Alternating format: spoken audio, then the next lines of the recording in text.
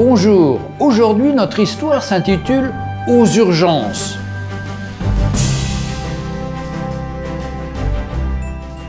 Cette histoire se passe dans un hôpital de campagne où le chirurgien n'est pas sur place en permanence.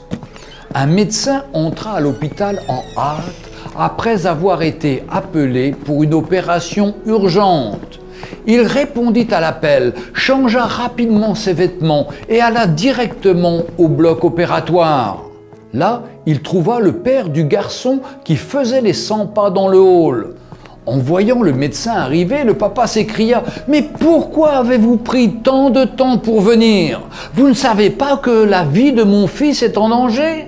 Vous n'avez pas le sens de vos responsabilités ?» Le médecin sourit et dit « Je suis désolé.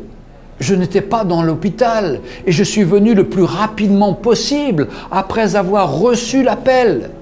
Et maintenant, je souhaite que vous calmiez afin que je puisse faire mon travail. » « Me calmer? Mais si c'était votre fils, vous calmeriez-vous? Si votre propre fils meurt maintenant, que feriez-vous? » dit le père en colère. Le médecin sourit encore et répondit « Je dirais, de la poussière nous sommes venus et poussière nous retournerons. Béni soit le nom du Seigneur. Les médecins ne peuvent pas prolonger des vies.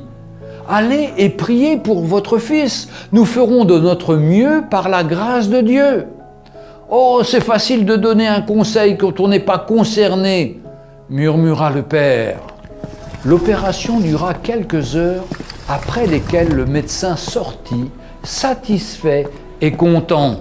« Merci Seigneur, votre fils est épargné. Si vous aviez d'autres questions, demandez à l'infirmière. » Une fois le médecin parti, le père dit à l'infirmière « Pourquoi est-il si arrogant? Il ne pouvait pas attendre quelques minutes pour me parler de l'état de mon fils ?» L'infirmière répondit, les larmes dans les yeux. « Son fils est mort hier dans un accident de voiture. Il était à l'enterrement quand nous l'avons appelé pour opérer votre fils. Maintenant qu'il a épargné la vie de celui-ci, il est reparti pour finir l'enterrement de son propre enfant. Ne jamais jugez personne parce que vous ne savez pas ce que celle-ci peut traverser en ce moment. » Retrouvez Un jour une histoire sur www.365histoire.com.